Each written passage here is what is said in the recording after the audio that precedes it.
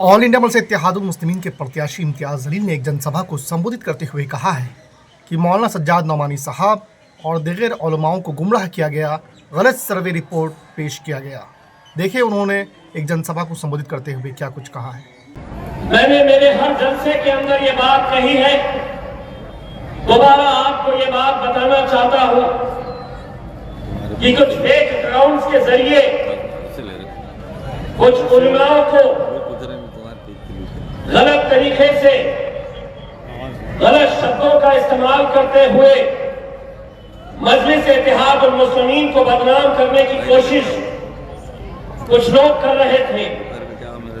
City चौक police station के अंदर बाज़ाब्ता FIR register कराई गई है और उन लोगों की शिनाख्त भी हुई है जो सिर्फ अपने सियासी मफाद की खातिर, जो सिर्फ मजलिस को बदनाम करने के इरादे से ये घिनौनी हरकत को अंजाम दिए। सियासत अपनी जगह, कौन जीतेगा कौन हारेगा ये 23 तारीख के दिन फैसला होगा, लेकिन हम किसी भी सूरत में हमारे उलमाए किराम के खिलाफ कोई भी गुस्ताखी हम कतई बर्दाश्त नहीं करेंगे। किसी मुसलमान ने अपने मौलाना, अपने उलमाए किराम के ताल्लुक से कोई गलत बयानी किसी ने भी बर्दाश्त नहीं करनी चाहिए। सियासत अपनी जगह पे है। अल्हम्दुलिल्लाह, अगर अल्लाह रब्बुल इज्जत ने अगर हमारे हिस्से में कामयाबी लिखी है, जिस तरह हमारे मौलाना साहब ने बताया है, अगर हमारा ईमान पुख्ता है, अल्लाह पे यकीन है, तो एक बात अच्छी तरह से समझ ले कि तुइज़्ज़ु मन तशा व तुज़िल्लु मन तशा, इज्जत का और जिल्लत का देने वाला। इतना जानते हो फिर भी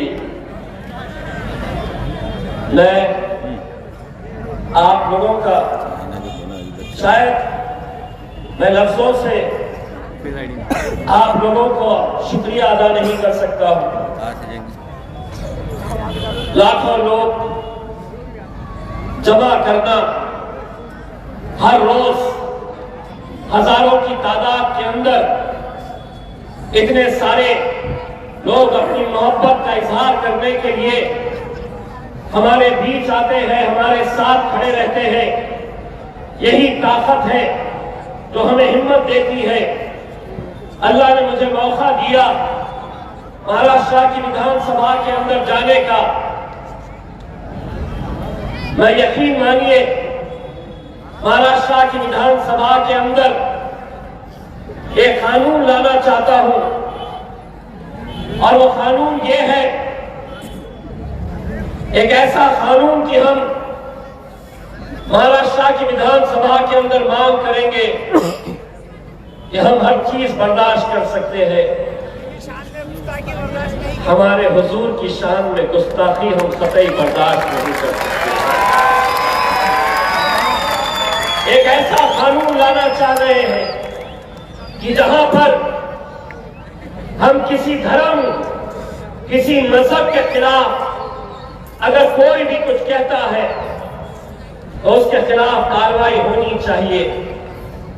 या अगर अल्लाह ने मौका दिया, आप लोगों की दुआएं रही, मजलिस इत्तेहादुल मुस्लिमीन 16 उम्मीदवार मैदान में खड़े की है, हम आपसे इल्तिजा करते हैं इन 16 के लिए आप दुआ करिएगा। मैं पिछले कितने महीनों से महाविकास आघाड़ी, शरद पवार साहब, उद्धव ठाकरे साहब, कांग्रेस, इनको कह रहा था हमें ले ले, हम आपके साथ आते हैं, भाजपा को मिलकर हराते हैं। बोले नहीं लेते। 23 तारीख के दिन हो सकता है वक्त बदल जाए, तकदीर बदल जाए, हालात बदल जाए, हो सकता है 23 तारीख के दिन तुम्हें हमारी चौखट पे आना पड़ेगा कि हम तुम्हें देते हैं।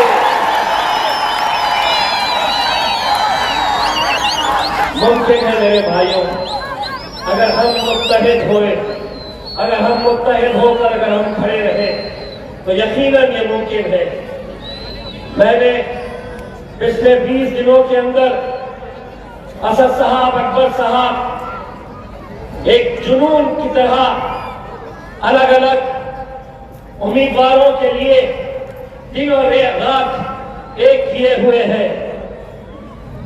हम मुत्तहिद हुए थे तो जब दुनिया कहती थी कि एमपी का इलेक्शन कैसे जीत सकते हैं, तो मैंने कहा था कि औरंगाबाद में कुछ भी मुमकिन है, हम कुछ भी कर सकते हैं और करके दिखाए मेरा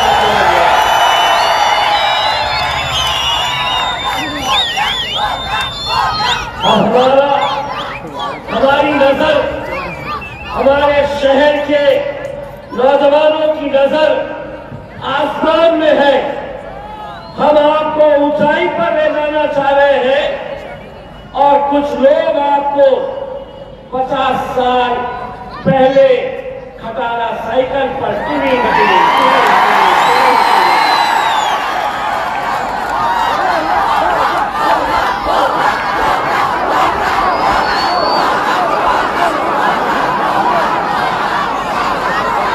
जो भी करना है 20 तारीख को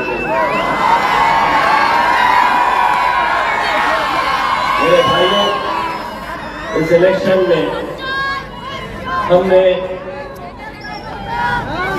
कितने दिनों के अंदर ऐसी बातें सुने हैं, ऐसे इल्जाम सुने हैं। सियासत अपनी जगह मेरे भाई, लेकिन जिंदगी भर सियासत, इलेक्शन आया थोड़े दिन के लिए कोई हम पर इल्जाम करता है, लेकिन इस कदर नीचे मत गिर जाओ कि जहां दोबारा जब हमारी आपसे नजरों से नजरें मिले तो हमें शर्मिंदगी से सर झुकाने का मौका।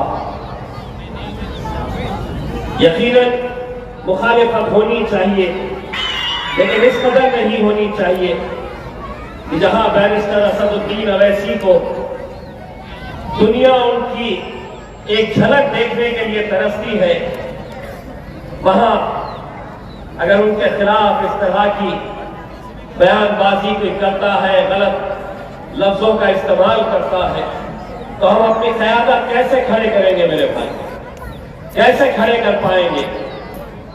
यकीनन मैं सलाम करता हूं हमारे समीर साजिद को, जिसको टिकट नहीं देने के ऊपर उसने 1 दिन 2 दिन नाराज रहा, लेकिन तीसरे दिन कहा कि सदर का फैसला है, लब्बैक कहता हूं मैं, और साथ में आगे से लगा कर काम करने लगा। बहुत सारे और भी उम्मीदवार थे जो ख्वाहिशमंद थे, लेकिन टिकट किसी एक को ही मिल सकता है, जीत कोई एक ही सकता है। लेकिन इसका मतलब ये नहीं है मेरे भाई कि हम इस हद तक गिर जाए या असदुद्दीन अवैसी साहब के ऊपर हम कीचड़ फेंकने का काम करें। बहुत अफसोस हुआ, बहुत अफसोस हुआ कि कैसे लफ्जों का इस्तेमाल किया गया। आज भारतीय जनता पार्टी पूरी तरीके से खौफलाहट में है।